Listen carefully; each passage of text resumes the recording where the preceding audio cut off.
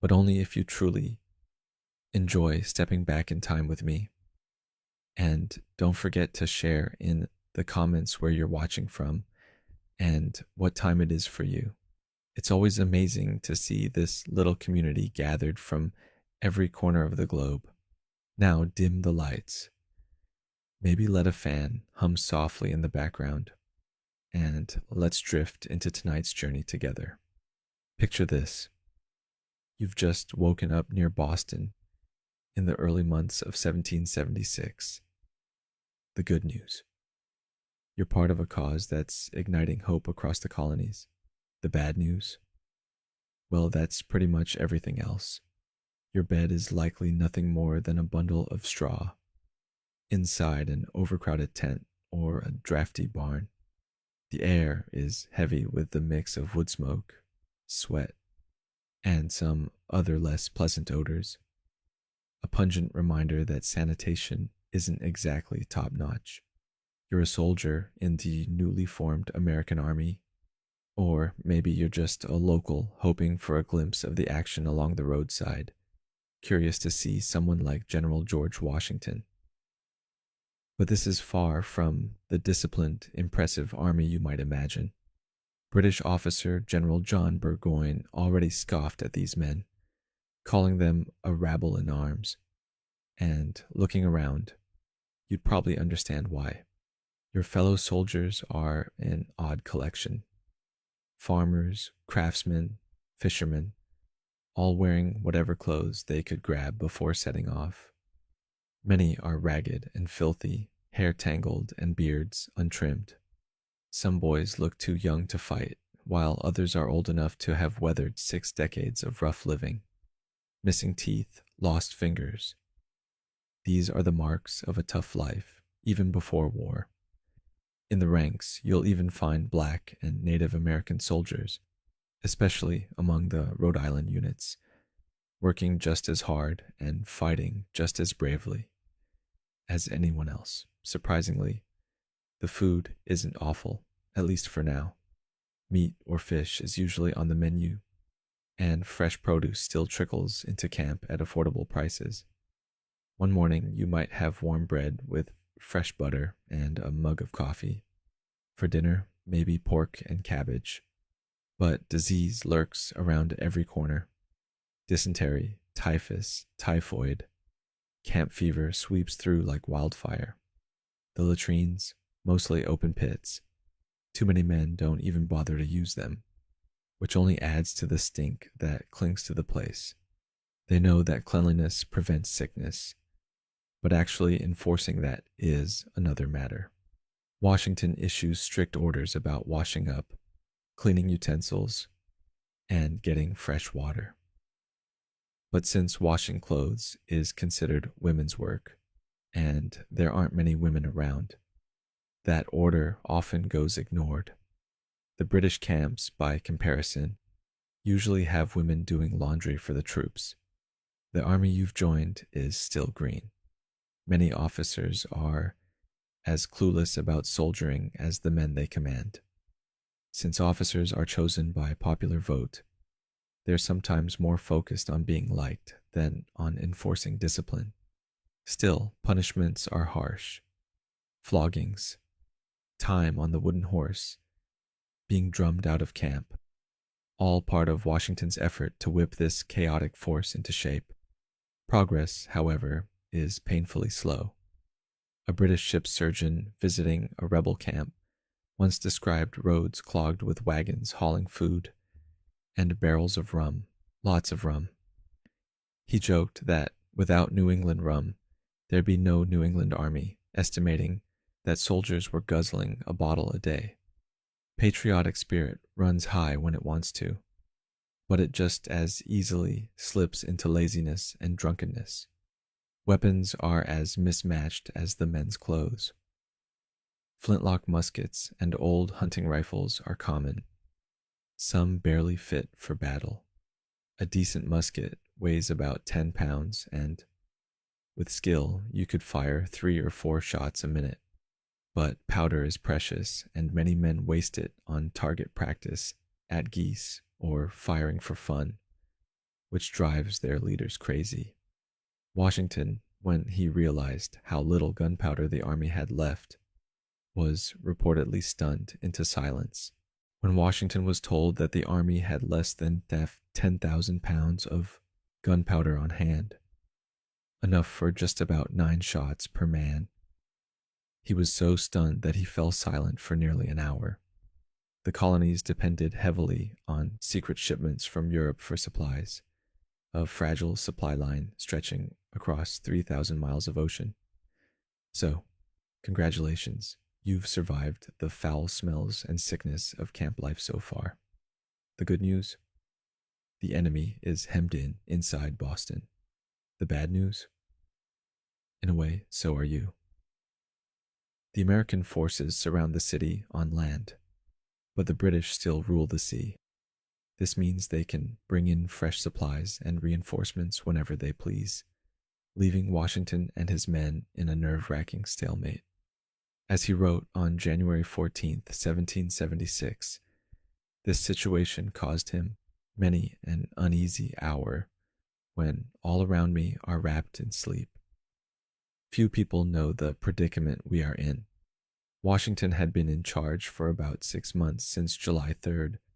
He'd stepped in to lead the large, hastily gathered New England army that had formed after the shots at Lexington and Concord, and the bloody clashes at Breed's Hill and Bunker Hill.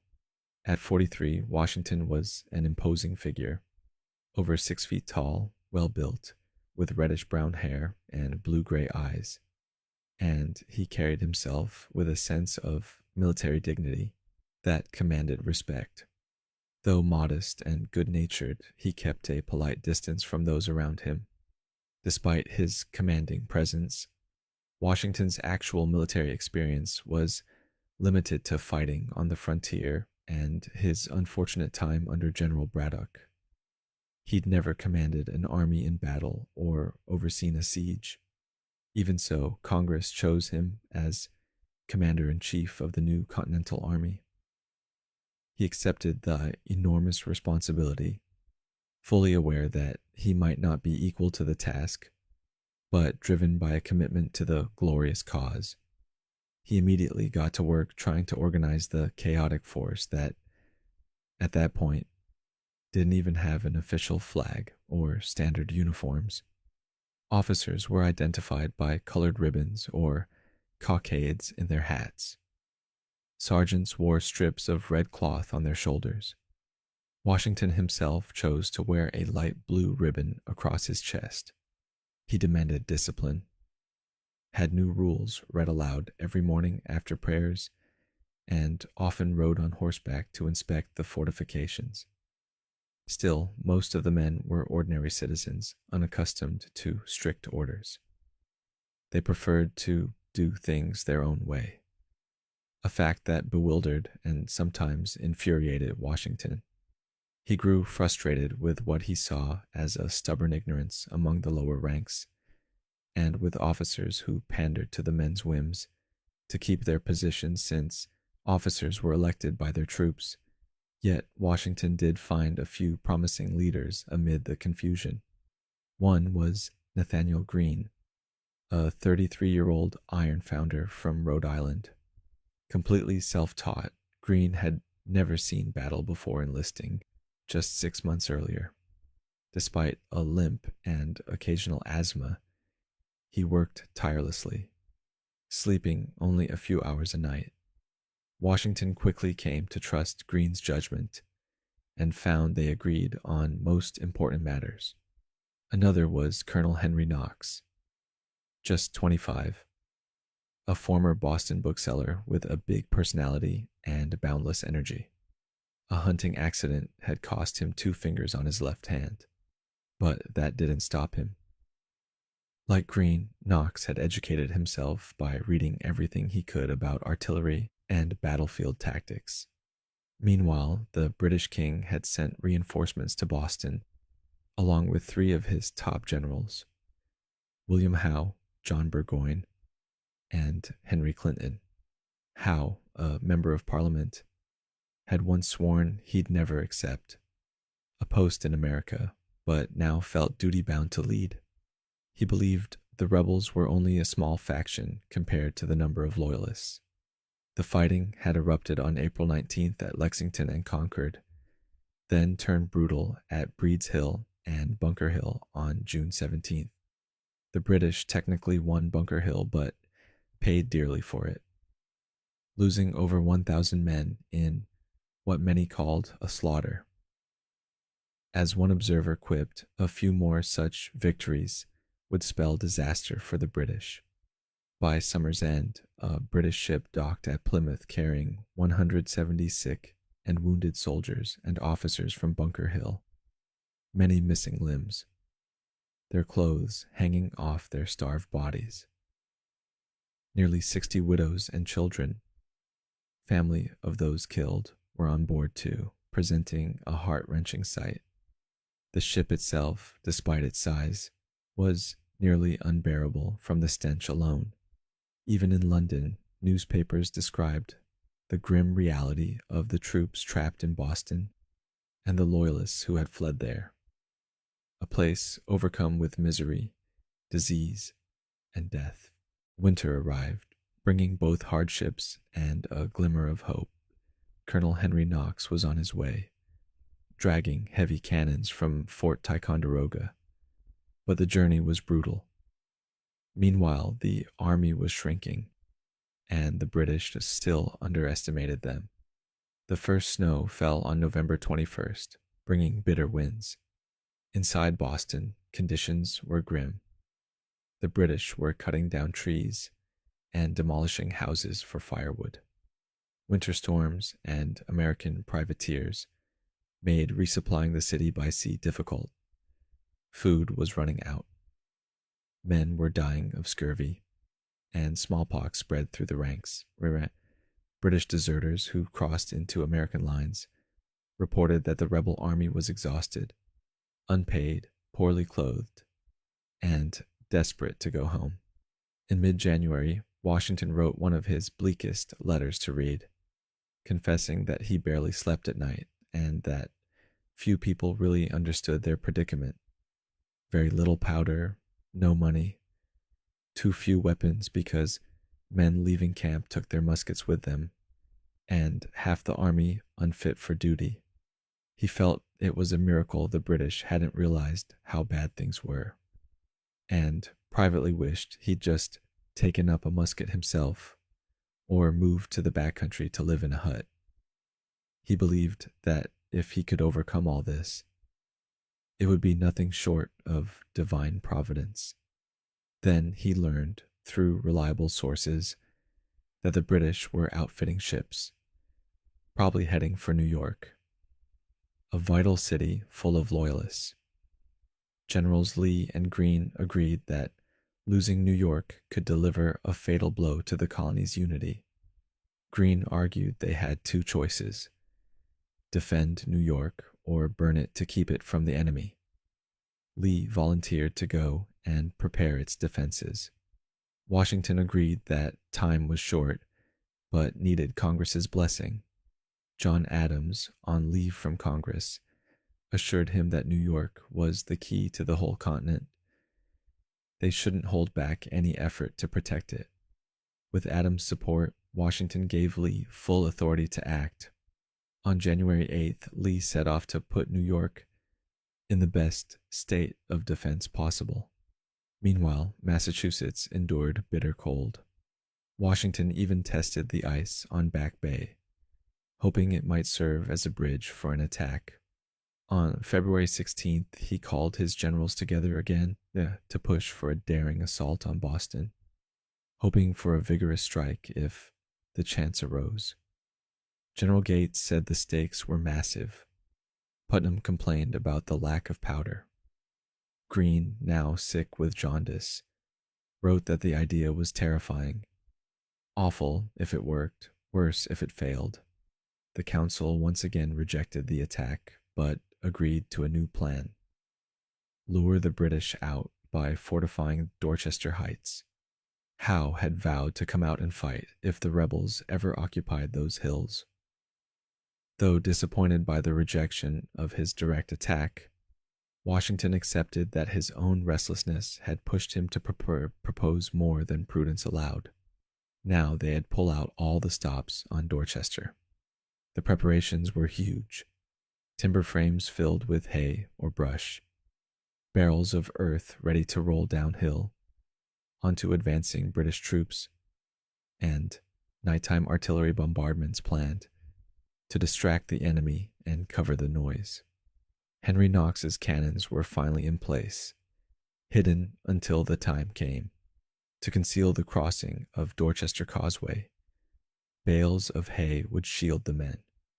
3,000 soldiers under General Thomas would secure the heights, while 4,000 more waited at Cambridge for a possible amphibious attack on Boston itself. Once the British realized they'd have to attack the new American position on Dorchester Heights, General Howe reportedly decided he'd evacuate Boston at the first chance. But this didn't stop Washington from pushing ahead. Congratulations, you've witnessed a turning point. The good news: the British are finally gone from Boston. The bad news: the war is far from won, and your weary army is now bound for New York, where even bigger challenges await. On the night of March 4th, 1776, the American bombardment of Boston began. The British fired back with even heavier cannon fire. 10 miles away, Abigail Adams wrote that her house shook so much she couldn't sleep, though in reality the exchange did little real damage and was mostly for show, exactly as Washington intended. On that crucial night, March 4th, the bombardment reached a deafening roar. British Captain Charles Stewart described blazing sheets of fire and terrified townspeople, women crying for protection. Lieutenant Samuel Webb could hear the cries of frightened women and children as the first cannons thundered. Meanwhile, General Thomas and 2,000 American troops moved quickly and quietly across the Dorchester Causeway, shielded by bales of hay. Hundreds of wagons and carts loaded with fortification materials, hay bales, barrels, and Knox's big guns from Ticonderoga followed in solemn silence as the cannons roared. Progress up the icy slopes was slow. Ox teams and wagons had to make multiple trips. Remarkably, the night was clear and mild, with a full moon lighting their way. Reverend William Gordon believed it was surely the hand of Providence at work. By dawn, everything was in place. At least 20 cannons were set up and ready. An incredible feat accomplished in a single night. When the sun rose, British commanders could hardly believe their eyes. Howe exclaimed that the Americans had done more work overnight than his men could manage in 3 months. The British were stunned and thrown into chaos. Their return fire was useless because their cannons couldn't angle high enough to reach the heights. Admiral Shuldam urgently told Howe that no ship could stay in the harbor unless the rebels were driven off. Howe ordered 2,000 troops to prepare to attack Dorchester by way of Castle Island that night. But Captain Archibald Robertson thought the plan was sheer madness, putting the whole town, if not the entire war, at risk. Then nature stepped in. By nightfall, a fierce storm blew in. Hail, snow, sleet, with winds so strong they smashed windows and blew fences down. 2 British transports carrying troops were blown ashore. Lieutenant Isaac Bangs said it was the worst storm he'd ever experienced. Clearly, no attack could happen. The next morning, the storm raged on with drenching rain. General Heath wrote that kind heaven intervened. Howe called off the assault and started planning to pull out of Boston altogether. Some say it was the storm alone, but many believe pleas from officers like Robertson and engineer John Montresor also persuaded Howe to evacuate. What followed was unforgettable. In less than 2 days, Boston's sense of security vanished.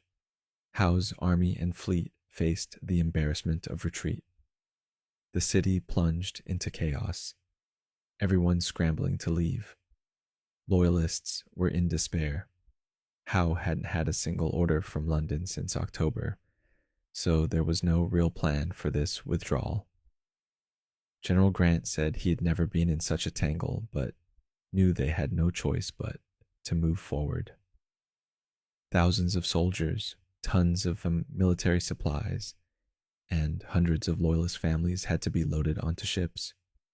Food was scarce, ships were delayed by bad weather, and the harbor was rough. Meanwhile, the rebel cannons on Dorchester Heights stayed quiet but menacing, and every day the American fortifications grew stronger. On March 8th, Boston's town selectmen crossed the lines under a flag of truce. They told the Americans that Howe didn't intend to burn the town if his troops were left alone during their withdrawal. The message spread. If the British could leave peacefully, Boston would be spared. On the night of March 9th, when American forces advanced to Nook's Hill, Howe retaliated with an all-night bombardment. But the result was minimal. Only 4 men were killed by a single cannonball. And the next day, the Americans gathered up 700 intact cannonballs from the ground. Inside Boston, the rush to evacuate turned frantic. Barrels of sugar and flour, hogsheads of salt, even Howe's elegant coach, were dumped into the harbor. Cannon were either spiked or tossed in too. From the surrounding hills, the Americans watched the chaos unfold. Washington was convinced Howe was preparing to sail for New York next. Loyalists panicked, unsure where they'd go or whether there'd be enough room on the ships. By March 10th, they were told to get on board immediately. They had no time to pack much. They had to abandon homes, belongings, and everything they knew. Residents who'd already fled Cambridge and Roxbury now watched Bostonians endure the same ordeal. Howe ordered people to hand over any linen or wool that could be useful to the British Army. A loyalist named Crean Brush was put in charge, and his men ransacked the city, looting houses and shops. One dock alone lost over 2,000 pounds worth of goods. It was chaos like Boston had never seen. Finally, on St. Patrick's Day, Sunday, March the 17th, the winds turned in their favor. At 4 a.m, more than 8,000 British redcoats marched through Boston's dark streets. By 7, ship was packed the docks, sails raised. By 9 o'clock, the fleet was moving out. And just like that, the British were gone. All preparations are finally underway. In total, about 120 British ships set sail, carrying more than 11,000 people, nearly 9,000 troops, along with almost 700 women and over 500 children, plus countless loyalists. From the shoreline, American spectators cheer, weep, and thank divine providence for what they see as a miracle. The entire fleet anchors at King's Road, and Howe's flagship, the Chatham, fires a booming 21-gun salute, its full battery of 50 guns echoing across the water. One last thunderous display of royal power. Congratulations, you've endured the siege of Boston. The good news? It ended in a clear American success, a rare early victory. The bad news? Your army is already on the move to New York, and that fight will be much harder. At 9 that morning, the first cheers go up from American lines as small boys rush through town, shouting that the British are gone. Although at Bunker Hill, they left behind scarecrow-like hay dummies to fool any stragglers. By early afternoon, American troops march proudly into Boston from Roxbury drums beating, flags flying, led by General Artemus Ward. In a gracious nod, Washington lets Ward lead the parade, honoring the reliable New Englander who first pushed for the Dorchester Heights plan. Washington himself goes to Sunday services, where the chaplain reads from Exodus 14:25. They took off their chariot wheels, for the Lord fought for them. On March 18th, Washington rides into Boston, surprised by how much of the town remains intact. Though Boston suffered heavily, grand homes like Hancock's mansion survived. Ironically, it had been occupied by General James Grant, who once threatened to destroy every American town. The signs of last-minute British desperation are everywhere. Cannon spiked, wagons shattered, ships scuttled in the harbor. Smallpox still lingers, but the Americans find far more abandoned supplies than expected. A treasure trove of British goods left behind. It's a remarkable turnaround. Despite short supplies and inexperience, Washington had outmaneuvered Howe. His counsels had wisely talked him out of a reckless attack on Boston, and he'd accepted their advice without resentment. He'd borne an immense burden, even overcoming his initial distrust of New Englanders, trusting untested Yankees like Greene and Knox, who proved indispensable. From that moment on, he never criticized them for simply being New Englanders. Still, Washington knew this victory wouldn't make the British any less determined. In fact, it could drive them to come back stronger. Meanwhile, powerful ideas were shifting people's minds. Thomas Paine's common sense rang out, arguing that never had a cause been more just, calling for a clean break from the crown. King George's speech branding Americans as rebels and traitors, plus talk of hiring foreign mercenaries, left no hope for patching things up. Washington himself was now openly committed to independence. No more vague talk, only clear declarations. By New Year's 1776, he'd raised a new Continental Army and hoisted a flag with 13 red and white stripes, with the British Union Jack in the corner. Ironically, the British mistook it for a flag of surrender. Congratulations. You made it through a brutal winter, and Boston is finally free of British control. The good news? You're on the move, heading for New York. The bad news? The journey is miserable. Roads are in terrible condition, and the British fleet gathering offshore is the largest anyone has ever seen in these waters. For 2 weeks, the army trudges south through the thawing New England countryside. Everywhere, local people turn out to cheer, offer food, and encourage the weary soldiers. It's a grand sight, long columns marching over roads just beginning to thaw. The first hints of spring in the air.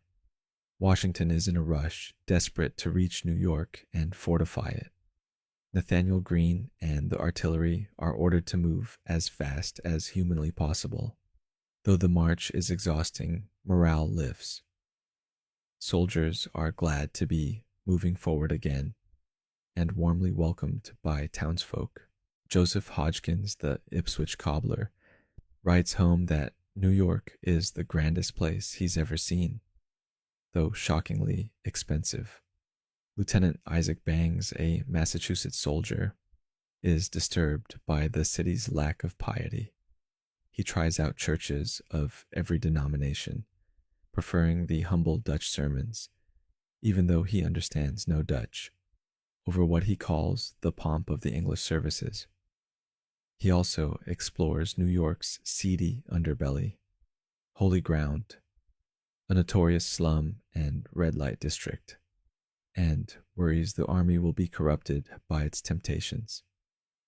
Washington himself arrives in New York on April 13th, setting up headquarters at the Grand Kennedy Mansion on Broadway. He finds the city's defenses only half finished. The army crowds the streets. a vast mass, but many are unfit for duty. Washington fears outbreaks of disease and drunkenness. Unlike Boston, New York sits on a harbor and navigable rivers. Whoever controls the sea controls the city. General Charles Lee had pointed this out earlier and found it troubling, but Washington feels he must hold it. Politically, Congress expects him to fight for it. New York's population is full of loyalists. 2/3 of property belongs to Tories, and the royal governor, William Tryon, is rumored to be coordinating sabotage from a British ship offshore. Now, instead of lacking intelligence as in Boston, Washington finds himself bombarded with alarming reports. British warships hover in the harbor, only pulling back slightly in April. Conspiracies and spies are everywhere. He also faces new challenges with the army itself. Men from all 13 colonies crammed together, old rivalries flaring, discipline still poor, raw recruits mixed with old veterans. Congratulations, you made it to New York, but danger is closing in. The good news: independence is declared at last. The bad news: the biggest British invasion force ever assembled for North America is arriving to crush you. On June 29th, 1776, Washington's officers stand on the roof of headquarters, scanning Staten Island through telescopes. Flags wave from the hills. The British are signaling. By the afternoon, the first ships appear on the horizon. Within hours, 45 ships anchor inside Sandy Hook, their masts like a forest. Henry Knox and his wife Lucy watch from their breakfast table, Lucy terrified. Knox tries to calm her, writing later that her safety is everything, but they are fighting for their country, and millions' future hangs in the balance. By sundown, more than 100 enemy ships pack the bay. Riders gallop off to spread the alarm through New Jersey and Connecticut. Martha Washington says goodbye to her husband and flees the city, as do Lucy Knox and Kitty Green with their children. More enemy ships keep arriving. The Centurion, Chatham, Phoenix, Greyhound, Asia, all bristling with guns. The British Navy's firepower alone dwarfs what the Americans can muster. The total fleet swells to 120 ships, with 10,000 fresh troops from Halifax, plus thousands more Hessian mercenaries. By mid-July, over 32,000 British soldiers are landing on Staten Island, the largest force the 18th century would see in North America. It is an astonishing sight. Rooftops jammed with spectators, piers overflowing with gawkers. To the Americans, the scale is staggering. Washington's aide, Joseph Reed, writes to his wife that it is incredible anyone would send such a massive force so far, just to rob, plunder, and destroy a people for refusing to bow. Redcoats on Staten Island pitch their tents in high spirits, like they're on holiday. American veterans from Boston, like Jabez Fitch and Joseph Hodgkins, believe the new army will hold its own, but there's a dangerous overconfidence. New arrivals look smart in crisp uniforms, from the Delaware Blues in their fine blue coats to Maryland's proud battalion clad in scarlet and buff. Glover's Marblehead fishermen wear their blue sailor jackets. But desertions rise, and recruiting stalls as farmers stay home to tend bumper crops. Complaints echo through camp, ominous signs of the harsh trial to come. Some soldiers wander off to gather hay or grass for their animals. Others, burdened with sick family members, are worn down in the sweltering summer camp. Wickedness and vice spread in the ranks. Drunkenness, gambling, and all sorts of trouble. Lieutenant Joseph Hodgkins receives heartbreaking news. His small son has died at home. The army is ravaged by an epidemic of camp fever and dysentery. Vile water and poor sanitation make things worse. Many men are dying from what they call putrid disorders. Those who are not yet sick live in fear of catching something. Some estimates put the number of sick men anywhere from 3,000 to 6,000. General Heath believes 10,000 might be ill. Visitors from England note how filthy, divided, and sickly the American army seems.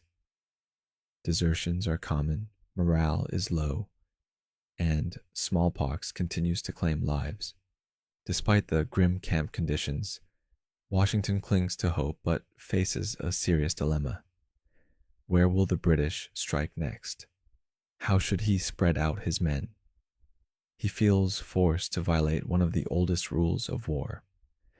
Never divide your force when facing a stronger enemy, but he has no choice. He splits his army roughly in half, counting on the East River as a lifeline to shift men quickly if needed. He fears the British landing on Long Island may just be a trick before they hit New York directly. Greene warns that the new troops on Long Island are strangers to the terrain, badly armed, disorganized, and unlikely to hold together under attack. Congratulations, you're about to fight the largest battle of the war so far, but it's already going badly. The good news? Some officers show courage under fire. The bad news? The army is outflanked and crushed. On August 27th, 1776, the Battle of Brooklyn, or Long Island, begins. By noon, the British land 15,000 soldiers and 40 cannons smoothly on Long Island. General Cornwallis pushes inland, welcomed by loyalists. British sailors gorge themselves on local apples, while a Hessian officer notes the charred houses, burned fields, and dead cattle lining the roads, all reminders of how prosperous this place once looked to them. News of the invasion reaches New York early, but Washington is misled about the enemy's real size. He thinks they're only about 9,000 strong, so he sends only 1,500 more troops to Brooklyn, leaving under 6,000 to face what is actually a massive force. Fitch's regiment marches over only to be ordered to hold their position. Rumors fly. Some say the enemy is 2 miles off, some 4. No one is sure what's true. Officers write wills and brace for the worst. Washington's general orders appeal to pride and liberty. They're fighting for freedom itself. If they fail, slavery will be their fate. Still, he can't help but second-guess his commanders. He reshuffles leadership in Brooklyn on August 24th, putting Israel Putnam in charge of Sullivan's position. A poor choice, since Putnam lacks the right experience for this kind of fight. When 6 battalions cross to Brooklyn under Putnam the next day, chaos follows. Washington, outraged by the state of the defenses, lectures Putnam about the difference between a mob and a real army. Discipline. Meanwhile, the British plan is executed with precision. A terrifying hurricane-like storm hits New York the night of August 21st. Lightning crashes, houses catch fire, coins and sword hilts melt in soldiers' pockets. 10 soldiers die in one strike. 3 officers are killed by a single thunderbolt. Major Benedict calls it a sign that something worse is coming. At dawn on August 22nd, the skies clear, drums roll, and the British invasion of Long Island begins in earnest. Over 90 ships fill the Narrows as wave after wave of redcoats and Hessians land on an empty beach, their bayonets glinting in the sun. By noon, they have 15,000 men and heavy guns on shore. Local farmers burn their wheat and drive off cattle to deny supplies to the enemy. But smoke rising from the burning fields is visible in New York. In the early hours of August 27th, Putnam is woken with news that the British have begun their attack near Gowanus Road. British General Grant pushes on the right flank with 300 men, their muskets roaring as startled American soldiers flee. Putnam rushes to General Sterling's camp, ordering him to rally his forces and hold the line. Alarm guns thunder, drums roll, troops spill out of their tents, scrambling to defend their positions. General Samuel Parsons, catching wind of the attack, races to the front and halts a British column long enough to buy Sterling precious time. Sterling rallies his 1,600 men, a mix of Connecticut, Pennsylvania, and Delaware battalions. Though two key commanders are away on court-martial duty, the British advance in perfect ranks, colors waving, artillery in front. Sterling's men stand their ground bravely. They hold their fire until the redcoats are within 50 yards, then unleash a deadly volley. The fighting rages for hours. Sterling's men hold off repeated attacks, bombarded by cannon fire. On another front, Sullivan is caught off guard when British forces under Howe slip behind him. A signal gun booms. Sullivan suddenly realizes they're surrounded. Desperate, he swings his main force around, but they're vastly outnumbered. American fire is fierce and deadly at first, but the encirclement is complete. The Hessians and Grenadiers move through the woods and hills with bayonets drawn. Many Americans get off only one shot before being run through. Those who try to surrender beg on their knees, but are sometimes bayoneted anyway. Terrified of the fearsome Hessians, what follows is chaos. Thousands of American soldiers run for their lives. Sullivan tries to lead as many as he can back to Brooklyn's defensive lines.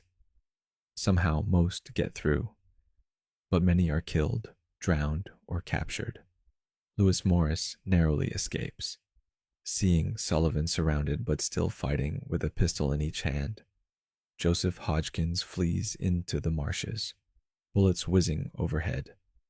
Lord Sterling, completely surrounded, refuses to surrender until forced to give himself up to the Hessians. By noon, the Continental Army is routed. British commanders want to press their advantage and storm the Brooklyn fortifications. But Howe calls off the attack, choosing caution over pursuit. His officers grumble, believing they could have ended the war then and there. Instead, the Americans cling desperately to the Brooklyn Heights defenses. When the smoke clears, the scale of the defeat is staggering. Nearly 40,000 men were involved. The British lose only a few hundred, while the Americans suffer more than 1,000 killed, wounded, or captured. 3 generals among them: Sullivan, Sterling, and Woodhull. Stories spread about Hessians pinning rebels to trees or bayoneting those who surrendered, though not all reports are true.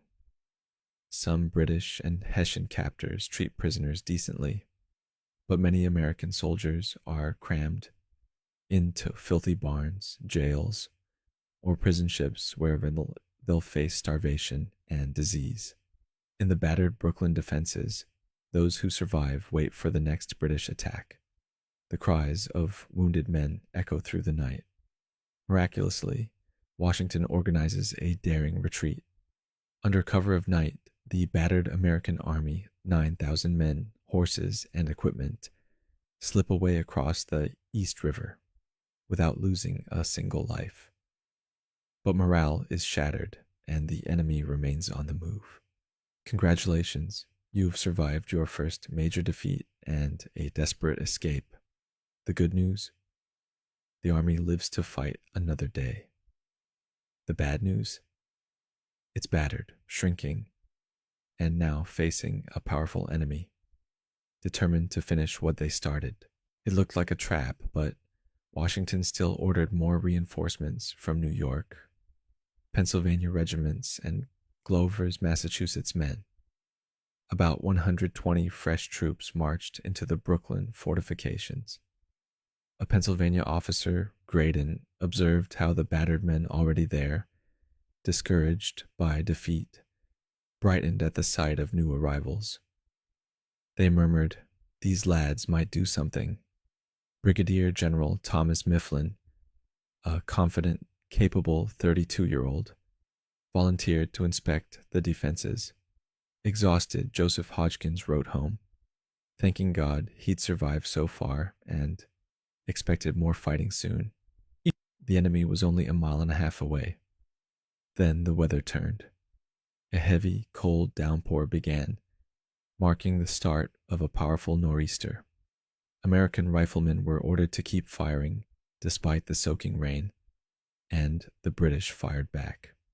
Pastor Schukirk, across the river, wrote about the eerie sound of cannon fire mixed with thunder and lightning. On August 29th, the storm continued. Heavy rain fell relentlessly. Troops, many without tents, were soaked and starving. Fires were almost impossible to keep lit. Private Martin wrote that the only food was biscuits so hard they could break a rat's teeth. Trenches turned to mud. Cartridges and muskets were soaked, and some men fell asleep sitting or standing in the rain. Washington barely slept himself. He sent a confused report to Congress, acknowledging defeat and the British digging trenches closer each hour. Ironically, the nasty storm and a strong northeast wind kept the British ships from sailing up the East River, giving Washington a glimmer of hope. But he knew it couldn't last. Old sunken ships posed no real barrier. The British fleet could cut off escape if the wind shifted. Riding his horse through the storm, Washington maintained a calm front, telling his men to stay cool but determined, though inside he was tormented. By noon, Mifflin reported the British were making steady progress. Washington made his fateful decision. He secretly ordered all available boats rounded up. The official excuse was that New Jersey battalions were coming to relieve others, a ruse to avoid panic. At 4 p.m., still raining, Washington called his generals to a meeting at Livingston Mansion. Mifflin boldly suggested the only choice was to retreat. He even volunteered to command the dangerous rear guard to protect the army as it withdrew. So no one could accuse him of cowardice for proposing the plan. Every general agreed, except John Moran Scott, who hated giving up ground. At 7 p.m., the orders went out. The army would quietly break camp, pretending it was about to launch a night attack on the British. Some officers, like Graydon, thought the plan sounded desperate, even suicidal. Many wrote last-minute wills. The greenest troops, along with the sick and wounded, moved first to the ferry landing under the cover story that reinforcements were arriving. Soldiers on the front lines knew nothing. Graydon gradually realized this so-called attack order was actually cover for a full-scale evacuation. Yet, moving thousands across a mile-wide river at night was risky. The current was swift, the British fleet could block them, and the victorious enemy could attack at any moment.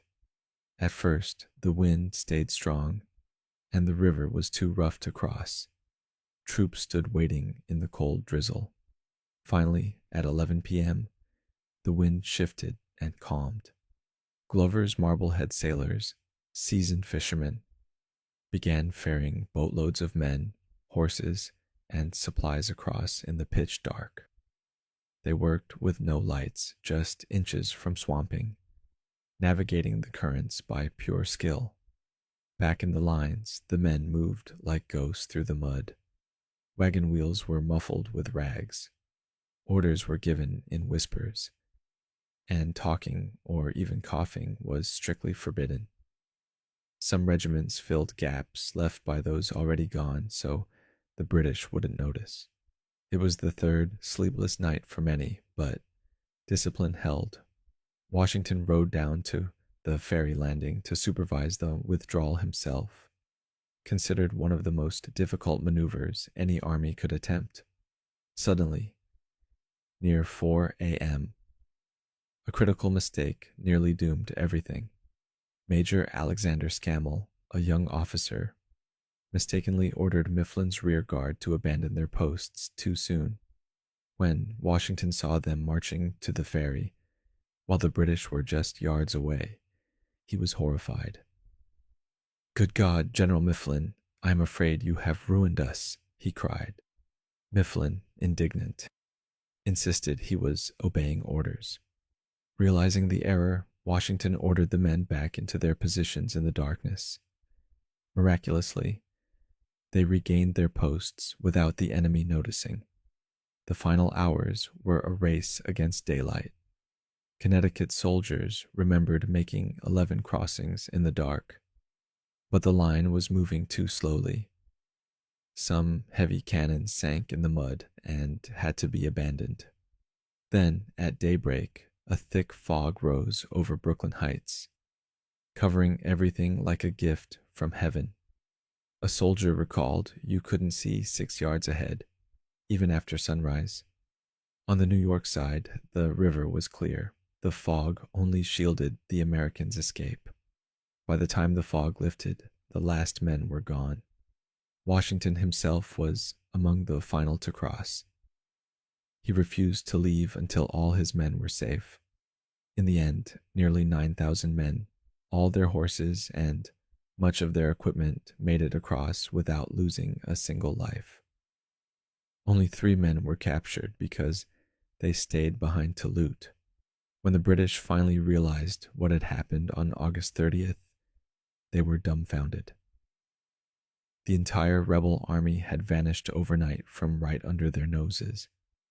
This time, there was relief rather than dread. Unlike Boston, the British were in full control of the captured works. Many officers believed this was the final blow. The rebels had no hope of standing against the king's troops again.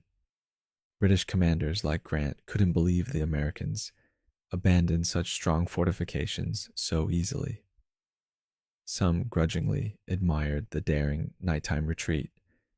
It was superbly executed, done just in time before the wind could trap them. Charles Steedman called it a particularly glorious feat that Washington managed to pull off. But in the bigger picture, it was no victory. The Americans had suffered over 1,000 casualties and prisoners. The Battle of Brooklyn was a fiasco for Washington. His first command of a major field army exposed his flaws. He divided his forces, misread enemy intentions, and underestimated the need for naval control.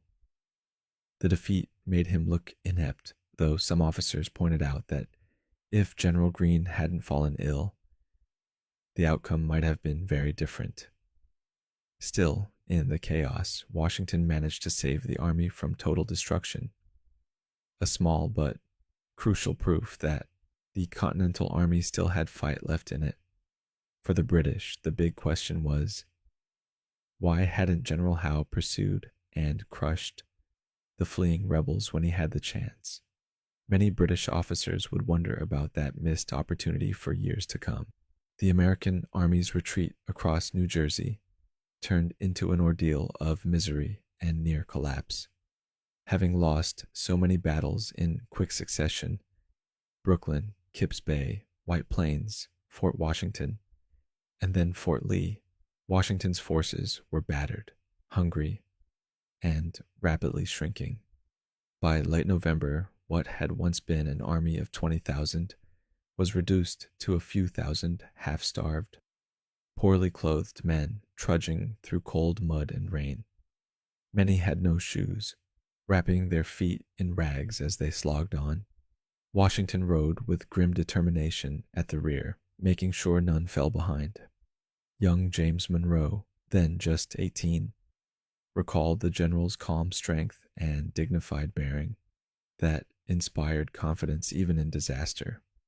But privately, Washington was deeply worried. He pleaded with General Charles Lee, still on the far side of the Hudson, to hurry down and join him before the British cut off any hope of resistance in New Jersey and Pennsylvania. He knew that if New Jersey fell without a fight, Pennsylvania might be lost too, and Philadelphia could be next. Morale was collapsing. In less than 2 weeks, thousands of enlistments would expire, and there was no guarantee the men would re enlist. Desperate, Washington and his aides discussed worst case plans: a possible retreat to the western mountains if the army disintegrated altogether. He even said grimly to Joseph Reed that his neck did not feel suited for a noose, an open worry that they were on the brink of total defeat. Meanwhile, the local militia failed to turn out in numbers. Washington sent his two most trusted men, Reed and General Thomas Mifflin, to Philadelphia and New Jersey to rally support and raise troops. But the Pennsylvanians were indifferent, split between loyalists and patriots, many content to sit it out while the war raged elsewhere. Mifflin's report back was bleak. People were divided, complacent, and sluggish, lulled by a false sense of peace. Reed's appeals to New Jersey's governor and local leaders fell flat too. Rain poured constantly, drenching the army's ragged tents and open bivouacs. Private Samuel Webb, serving on Washington's staff, wrote that the men's hardships were indescribable. Cold, wet, and exhausted, yet forced to keep moving to stay ahead of the enemy. It was in this dire moment that Thomas Paine, the fiery writer of Common Sense, joined General Greene's staff. Paine, beloved for his inspiring words that had once helped launch the revolution, now saw firsthand the chaos, infighting, and bickering within the army's leadership. A swirl of complaints and blame that contrasted sharply with the high ideals that had rallied the country just months before.